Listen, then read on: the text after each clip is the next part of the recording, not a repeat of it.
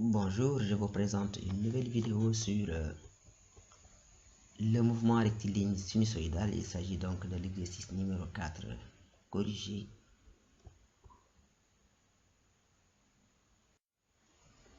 Voilà l'énoncé donc de l'exercice. Un mobile est animé d'un mouvement rectiligne sinusoïdal relativement au référentiel terrestre. Il a l'élongation x dans le repère OI de ce référentiel, porté par la trajectoire d'origine, le milieu du segment AB, et avec I orienté du point A vers le point B. À un instant t égale 0, le mobile passe par la position x égale 0 en allant vers les élongations positives. Première question. La longueur du segment AB est égale à 4 cm. Donnez la valeur de l'amplitude x max du mouvement. Deuxième question.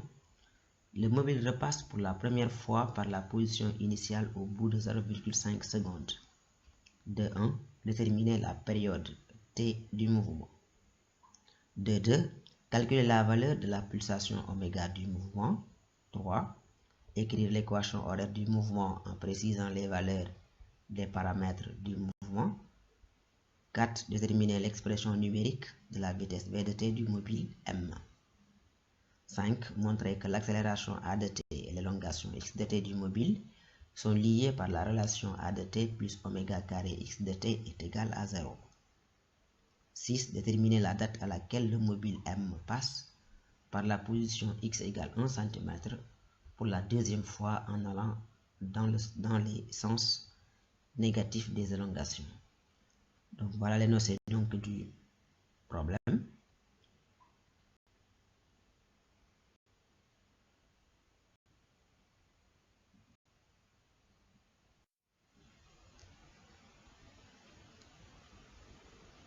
Nous allons maintenant passer à la résolution. Nous allons donner d'abord la valeur de x max. Pour rappel, nous savons qu'un mobile qui est animé d'un mouvement rectiligne sinusoïdal, il fait des va-et-vient entre un point A d'abscisse moins x max et un point B d'abscisse x max. Ce qui fait alors que la longueur du segment AB est donc égale à cette longueur x max, celle-là x max. Voilà, on voit aisément donc que la longueur du segment AB, elle vaut 2x max. Ça c'est x max, là c'est x max.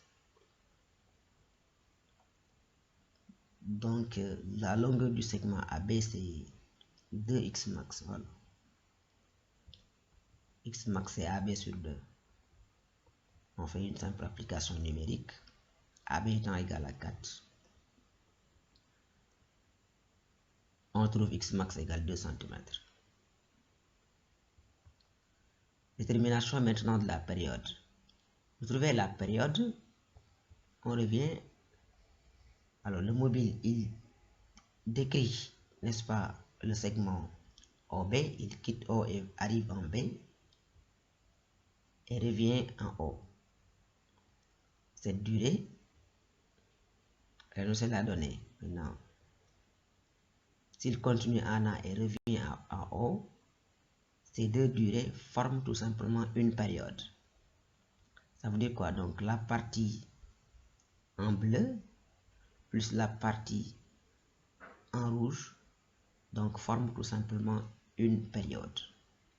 Donc la partie en bleu a tout simplement une durée qui est égale à la demi-période qui était sur 2. Voilà. Donc pour quitter O, aller en B et repasser en O, le mobile met simplement une demi-période.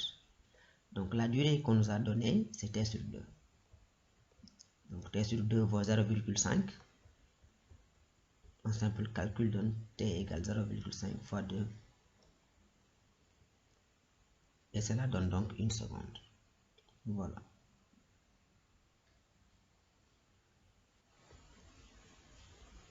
De 2, nous allons calculer la valeur de oméga. On sait que t égale 2 pi sur oméga. Donc oméga égale 2 pi sur t. En application numérique, oméga égale 2pi sur 1. Ça donne oméga égale 2pi, donc radian par seconde. Voilà, maintenant, équation horaire du mouvement. Alors, nous allons écrire l'équation horaire sous la forme x égale x max cosinus oméga t plus phi. À t égale 0, x égale 0. Donc, nous allons remplacer dans x égale x max cosinus oméga t plus phi. Nous allons remplacer t par 0 et x par x max, exactement comme nous l'avions fait dans les autres exercices. Voilà, on remplace x par 0 et t par 0.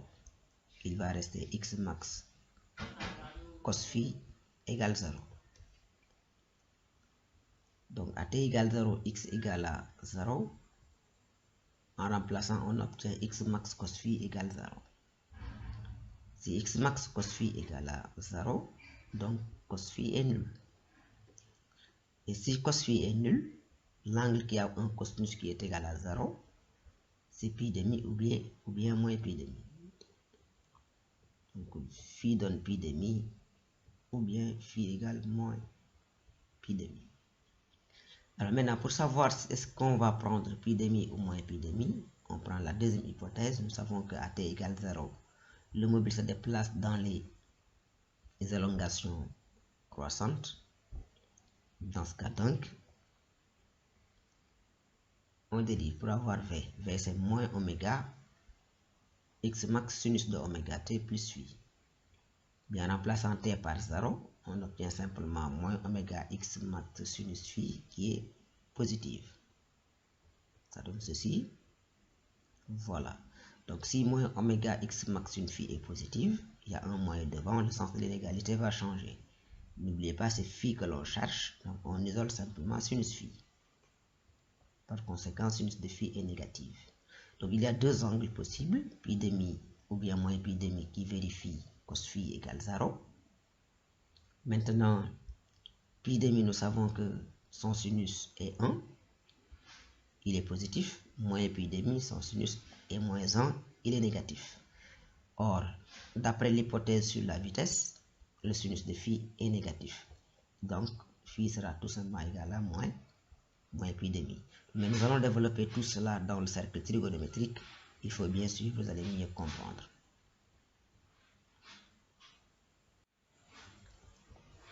Alors, pour mieux vous permettre de, n'est-ce pas, bien mettre en place ces choses, nous allons reprendre le cercle trigonométrique, l'axe des cosinus, l'axe des sinus.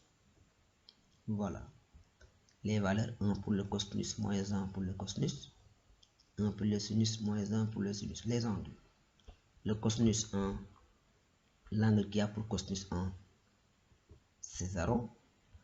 L'angle qui a pour cosinus moins 1, c'est pi. L'angle qui a pour sinus 1, c'est pi demi. Et l'angle qui a pour sinus moins 1, c'est moins pi demi. Alors, maintenant, par hypothèse, l'angle que nous cherchons, qui est l'angle phi, il a un cosinus qui est égal à 0 et un sinus qui est négatif. Voilà, parmi les deux angles, pi demi, son sinus est positif, moins pi demi, son sinus est négatif. Donc, voilà, pi demi, son sinus est positif, moins pi demi, son sinus est négatif. Et l'angle donc recherché, il a un sinus négatif. Par conséquent, il s'agit bien de moins pi demi. Voilà, j'espère que vous avez bien compris. Donc, on obtient alors phi égale moins pi demi. N'oubliez pas, l'unité, c'est le radian. Alors, dans la suite, donc, x étant x max cos oméga t plus phi, on connaît x max, on connaît oméga, on a calculé phi. Donc, on peut simplement faire l'application numérique. On obtient donc 2 distance moins 2 cosinus de 2 pi t moins pi demi. À la question suivante, nous allons déterminer maintenant l'expression numérique de la vitesse. Pour cela, on dérive simplement l'expression de x. Parce que rappelez-vous, v égale x point. V étant égal à x point, on dérive donc. Quand on dérive, la dérivée de cosinus de 2 pi t moins pi demi, ça fait moins 2 pi. Sinus de 2 pi t moins pi demi.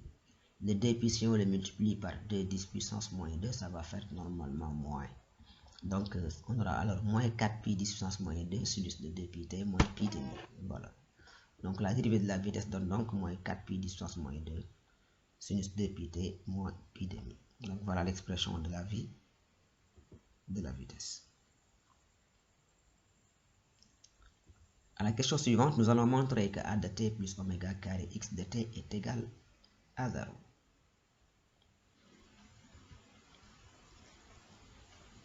Alors, x égale x max cosinus de oméga t plus phi.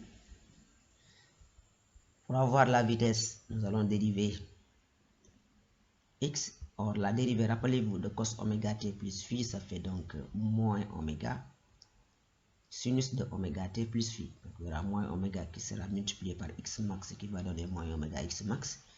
Et le cosinus sera transformé en sinus. Donc, V donne donc moins oméga x max sinus de oméga t plus phi. Maintenant, pour avoir l'accélération, nous allons simplement continuer la dérivée de la vitesse. Rappelez-vous, V égale à moins oméga x max sinus de oméga t plus phi. La dérivée de sinus de oméga t plus phi, ça fait oméga cosinus de oméga t plus phi. Ici, ce oméga sort et rejoint celui-là, ça va faire simplement moins donc oméga carré x max. Le sinus, la dérivée donne sinus, donc sinus de oméga t plus phi. Donc la dérivée de la vitesse va donner moins oméga carré x max cosinus de oméga t plus phi.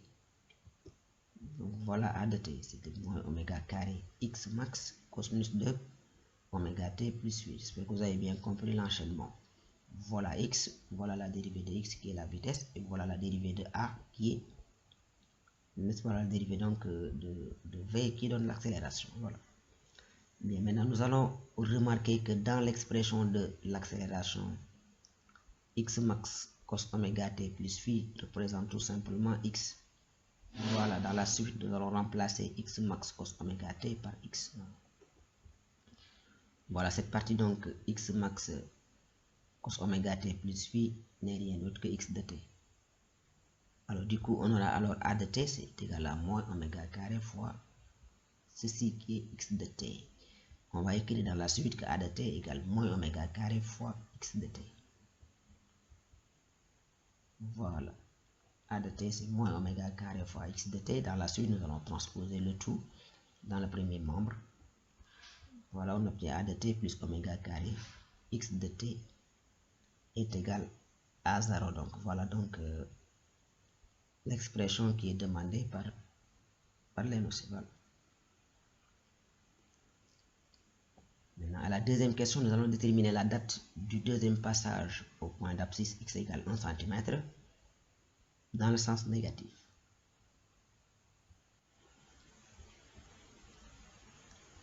Alors, on reprend x égale à 2 10 puissance moins 2 cosinus de 2 pi t moins pi demi et v égale à 4 10 puissance moins 2 sinus de 2 pi t moins pi demi. Alors, donc les données de l'énoncé portent sur x et sur la vitesse. L'énoncé a dit x égale 1 cm et v est négatif. Voilà, on a donc deux informations, x égale à 1 cm et v est négatif. Alors, donc du coup, on va s'intéresser simplement aux expressions de x et de v. Nous allons remplacer x par la valeur qui est donnée 1 cm. Pour la vitesse, nous allons poser que son expression est négative. Voilà. Donc ici, on va venir remplacer donc x par 1 cm. On va poser 2 10 puissance moins 2 cosinus de 2 pi t moins pi demi égale 1 cm qui est 10 puissance moins 2. Et on va poser que moins 4 pi 10 puissance moins 2 sinus de 2 pi t moins pi demi est négatif. Donc ça qu'il faut surtout comprendre pour regarder simplement, c'est pas très compliqué. X égale 1 cm, c'est que l'énoncé dit. Donc voilà, x, on pose que ceci est égal à 1 cm, mais on convertit en mètres. C'est 10 puissance moins 2. V est négatif, on va la traduire ici. Donc on pose que ceci, cette expression-là, est négative. Donc il n'y a pas de réflexion pour le moment. Donc on prend simplement l'expression de x et on pose que c'est égal à 1, donc 10 puissance moins 2. Ensuite, on prend l'expression de la vitesse et on pose que c'est négatif. C'est clair pour tout le monde. Donc on peut continuer. Alors, si on le fait, on obtient donc 2 10 puissance moins 2 cos de pi t moins pi demi égale 10 puissance moins 2 et moins 4 10 puissance moins 2 sinus de pi t moins pi demi négatif. C'est bon, voilà. Donc, dans la suite, là c'est 2 10 puissance moins 2, là c'est 10 puissance moins 2, les 10 puissance moins 2 vont sauter. Donc on aura la valeur de cosinus de 2 pi t moins pi demi. Du coup, alors on obtient cosinus de 2 pi t moins pi demi est donc égal à 1 demi, parce que 10 puissance moins 2, sur 2 10 puissance moins 2, les 10 puissance moins 2 vont sauter, il va rester 1 demi. Donc le cosinus vaut 1 demi. Ici, il y a un moins devant, donc moins fois sinus, le tout est négatif. Donc ça veut dire que donc le sinus est positif. Voilà, donc il y a un moins devant. Donc si c'est négatif, c'est moins fois, rappelez-vous, c'est moins fois moins. Ce que vous dites d'habitude, c'est moins fois moins qui donne, donc c'est moins plutôt fois plus qui donne moins. Hein? Donc on a moins 4 10 moins 2 sinus de pi t moins pi demi est négatif. Donc rigoureusement, puisque le premier terme est négatif, donc et que l'ensemble est négatif, donc le sinus de 2 pi t moins pi demi est positif. Voilà. Donc en résumé, donc nous avons cosinus de 2 pi t moins pi demi égale 1 demi et sinus de 2 pi t moins pi demi est positif. Nous avons donc un cosinus qui vaut 1 demi et un sinus qui est positif. On va expliquer tout ça dans le cercle trigonométrique. Cosinus 1 demi, sinus positif, on va voir. Alors on reprend le cercle trigonométrique, donc l'axe des cosinus et l'axe des sinus, comme on a fait tout à l'heure. 1 moins 1 avec 1 et moins 1 pour les sinus, nous aurons pi pi demi moins pi demi. Cette fois-ci, l'angle que nous avons, c'est son cosinus c'est 1 demi et son sinus est positif. Alors, donc, on va venir dans le cercle trigonométrique et nous allons repérer la valeur 1 demi.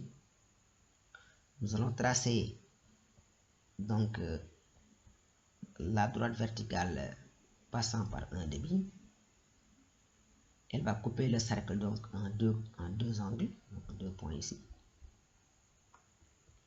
Voilà, il y a un premier angle. Voilà, et un deuxième angle.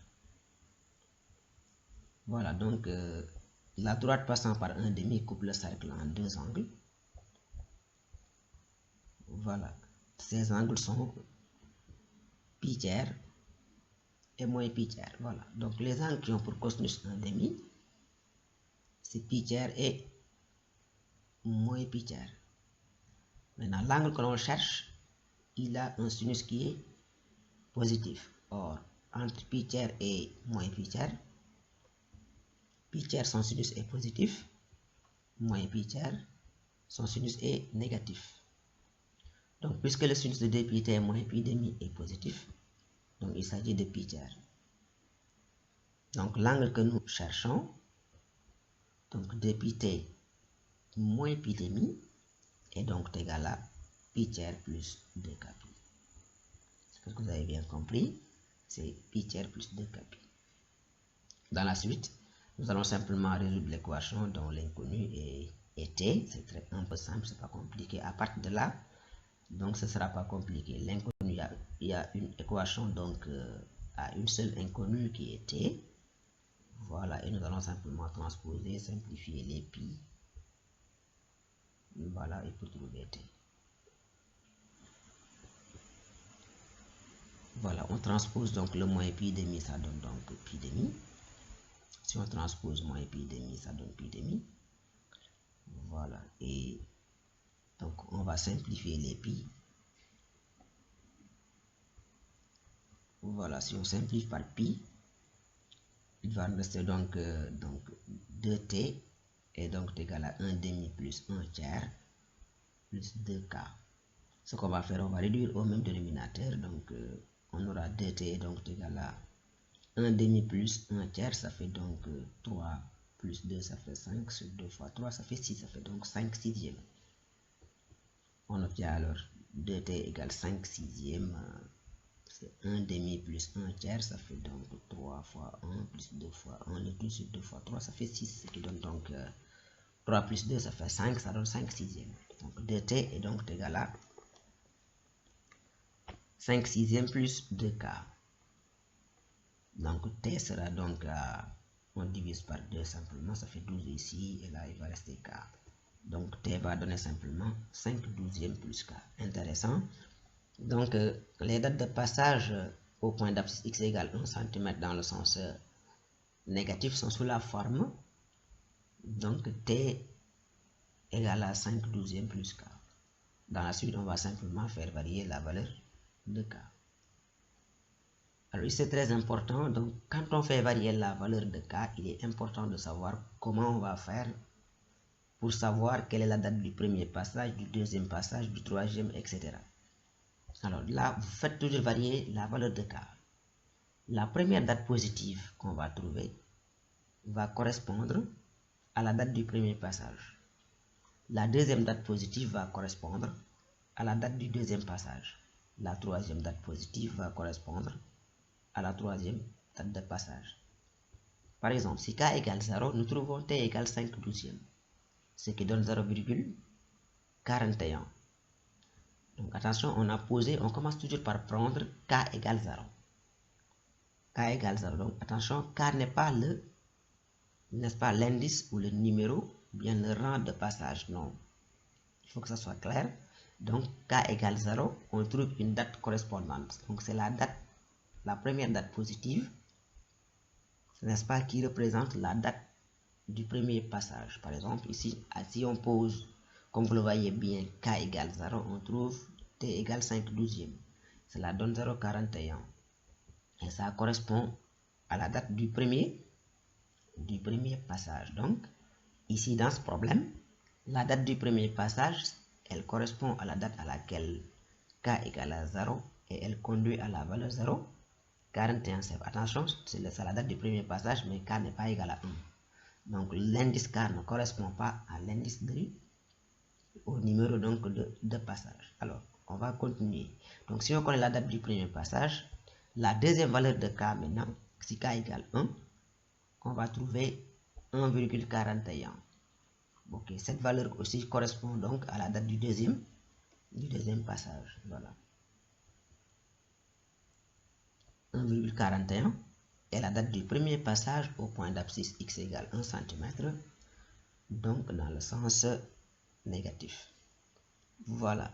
Donc, comme vous le voyez bien, il faut comprendre qu'ici, t égale à 0,41 qui est la date du premier passage.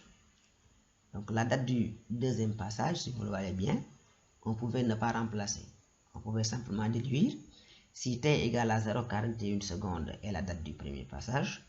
Dans ce cas, la date du deuxième passage sera égale à la date du premier passage plus simplement la période. Rappelez-vous, la période, on avait trouvé combien? 1. Puisque la période est égale à 1, on aurait alors 0,41 plus 1 simplement.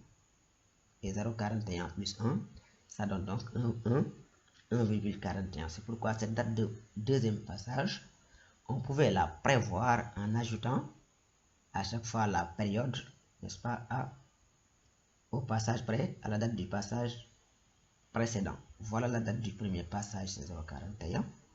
Donc dès lors qu'on a la date du premier passage, on peut avoir les dates des autres passages en ajoutant simplement la période. Donc la date du deuxième passage, c'est la date du premier passage plus t. La date du troisième passage, c'est la date du premier passage plus 2t. La date du quatrième passage, du troisième passage plutôt, c'est la date du premier passage plus 2t. J'espère que vous avez bien compris. Donc c'est la fin donc de cette vidéo. N'oubliez pas de vous abonner à la chaîne et d'activer la cloche de notification pour recevoir les autres vidéos.